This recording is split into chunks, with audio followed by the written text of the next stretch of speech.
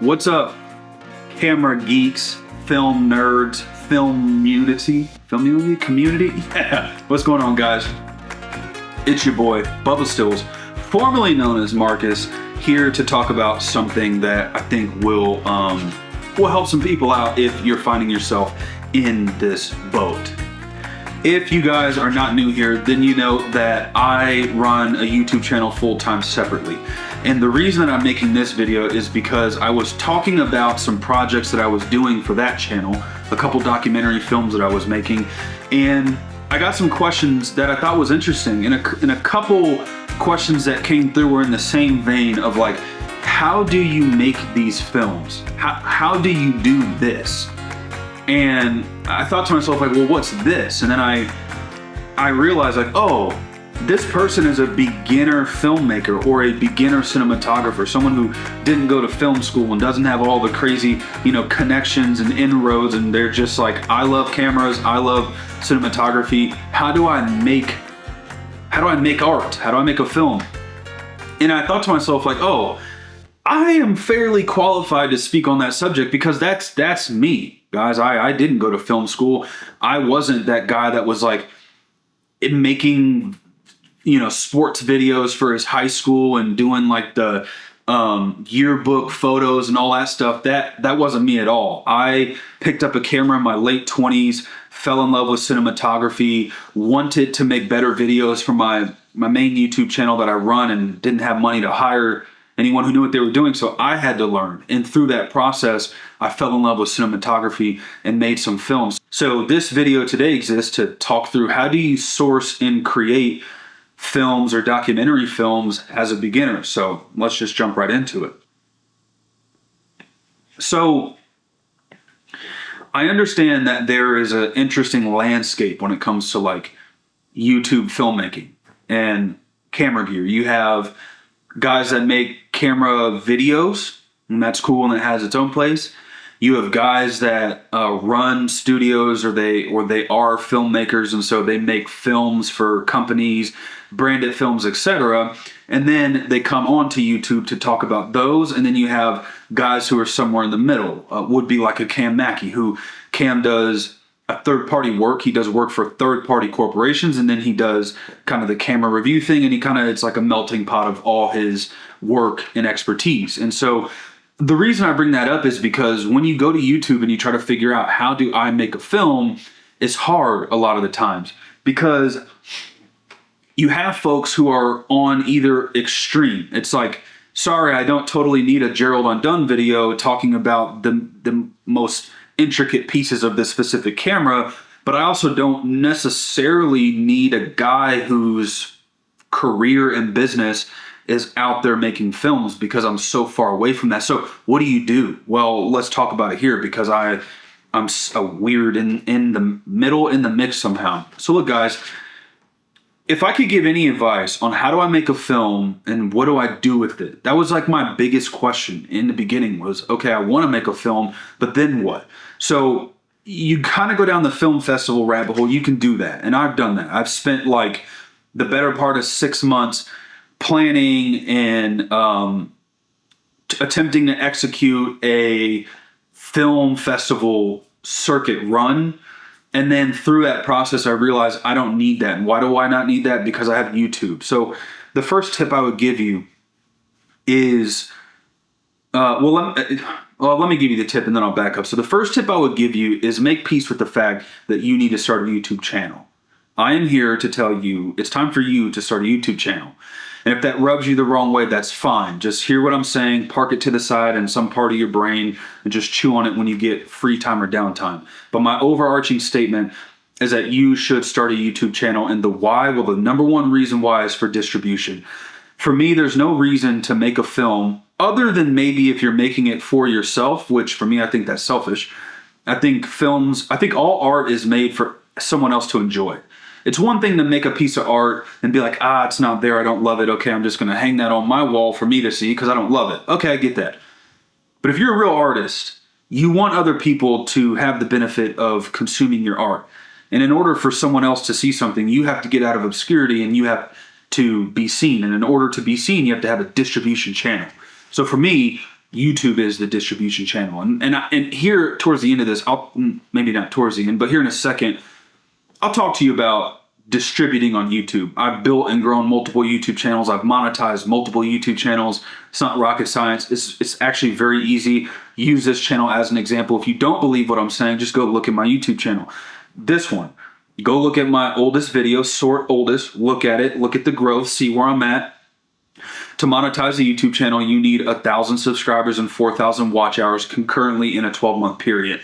In the videos that I posted, I have hit 4,000. I've hit over 4,000 watch hours, so that's done, and I'm halfway to 1,000 subscribers. At which point, I'll monetize this YouTube channel. So I say that to say I know what I'm talking about. So distribution, we need that funnel. YouTube, park it, great. That's over there. Now, how do you source a story that's worthy of a film? My biggest advice to you would be the following. Find something that you're passionate about. And I say passionate in air quotes because we use passion like very emotionally these days. Like people are willing to die, fall on the sword for their passion. That doesn't need to be passion. If this week you're interested in golf and next week you're like, I don't really care about golf anymore, that to me qualifies as a passion. So it could be something as simple as like a fleeting shiny object thing that you're interested in to like, I've been doing this thing my whole life and I love it and it's my number one passion. And anything in between. Identify it. Then what you're going to do is you're going to find someone that's in that passion that's not super famous, not super well known, that's not going to cost you money to go talk to them. So you're going to find someone within that passion channel, you're going to contact them, and you're going to say the following. Hello, I'm a filmmaker. Yes, tell them you're a filmmaker before you've ever made a film so that you believe that you are a filmmaker because you are a filmmaker. That's my ethos. Believe you're a filmmaker because you're making a film. The first step to making a film is identifying the story. So, hello, so-and-so. I'm a filmmaker and I'm really excited about what you're doing in this channel, in this industry, in this niche. And I want to help bring your story to life in a really short, low, intrusive way. I don't want to intrude on your daily operations, whatever that may be. I don't want to encumber. Is that a word? Encumber? I don't want to hinder everything you got going on in your day-to-day life. I want to be, and then quote, a fly on the wall. And I want to, blah, blah, blah. Give them your pitch, whatever your pitch is. 9 times out of 10, people are going to be super eager to tell their story. From there, now we're going to talk logistics. So you have your distribution channel. You know you're going to deliver to YouTube. That's a different conversation. You've identified your story, just something you care enough about to put in the 1 to 3 weeks that it's going to take to bring that film to life. Once you've identified the story and you've identified the person, now you're going to go through the logistics of setting up the timing, which I don't have to help you do. You can figure that out. And then you're going to go and you're going to shoot the story. Now, check this out, guys. My first film that I ever made was a film on a barbecue restaurant in Texas. Now, this is how behind the 8 ball I was, not having any idea how to shoot a film at the time. I had just bought a camera. It was my first cinema camera that I had ever bought. It was a Sony FX30. I bought the FX30 and a Tamron 24-70, something like that. And I went out there with that, a monopod, a tripod, and some basic DJI wireless lav mics. And no idea how to work the Sony camera. On my 12-hour drive to this film, I was watching YouTube video after YouTube video about how to work this camera.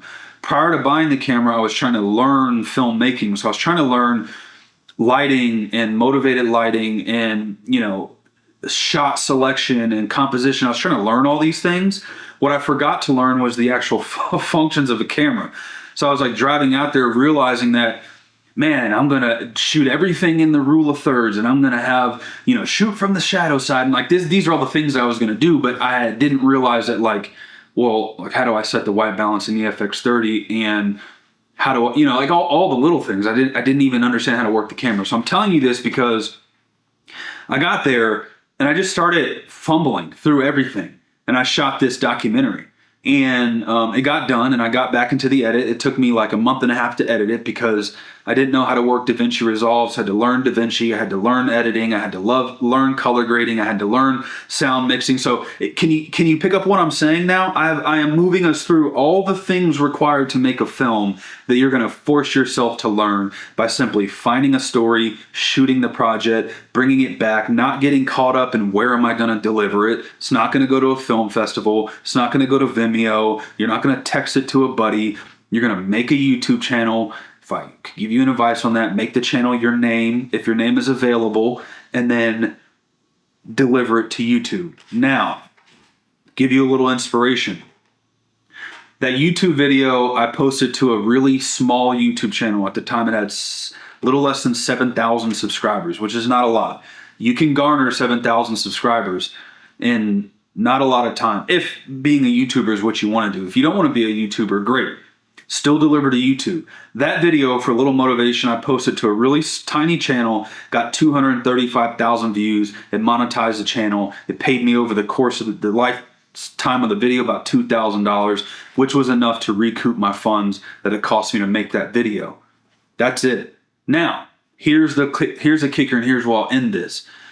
You might say, well, $2,000 isn't that much, and you already had 7,000 subscribers and blah, blah, blah, and all that's true. But here's what I'll say, and this is why it's worth it for you to start a YouTube channel, not for the purposes of being a YouTuber, but for the purposes of delivering a film. I'm going to say two things. It's really important here. First, even if that film didn't make me any money and I posted it to a YouTube channel that was not monetized, even if that was the case, I was able to use that film to send to companies to get me more work. One of the jobs that I got off of that film paid me in product what would have been the equivalent of like nearly $3,500 in product. The product that I got from this company was more important to me at the time than money, because I was able to use that product to partner with the company to make another film. So now I was able to make my first film. Then I used that film to pitch a company that was in the same industry to make a film for them using their product. And then I made a film for them about me in the industry. So now I have two films. Then I was able to take the film that I made about me to then go pitch more companies for more films, because now I have a film that's about me, that I shot about myself, but it's still a film. You get what I'm saying? And then I've just been able to leapfrog one film after another, and the budgets get slightly bigger, the brands get slightly bigger, the stories get slightly better, all the way into the most recent film that I did. This is like 7 films later. I just shot a film going from an FX30 solo to directing a film at one of the most prestigious and famous barbecue institutions on planet Earth, with a guy who has one of the most famous names in all of barbecue.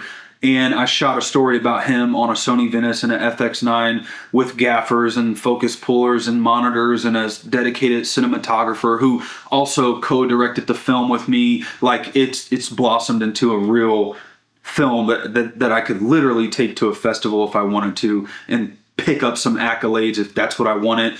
It's quality enough to where I could pitch it to a streaming service if that's what I wanted to do, but I won't. I'm going to deliver that film to YouTube, because the film will get hundreds of thousands of views, and then I'll just rinse and repeat the same play, which is each film gets slightly better, and then that allows me to pitch it to a slightly larger company for whatever I want to do. So that is it in a nutshell, guys. If you're not new to the channel, then you know that I'm trying to get this channel to 1,000 subscribers so that I can dedicate dedicated time to this channel. I can't do that until this channel's monetized. And so anyways, if you like this style of content, give me a subscription, throw me a subscription. That'd mean a lot. And eventually I'll start making these videos more robust. But as it stands right now, no music, no B-roll, no crazy shooting. I'm not gonna go out there and make some crazy film, not yet, because I'm doing this channel as a passion, hopefully to help you guys, and hopefully to inspire you guys and let you know that you can make films. You will make a film. Find someone, shoot the story, deliver it to a YouTube channel. And I'll say this in summary: if all of this still you don't believe, go back like 3 videos on this channel.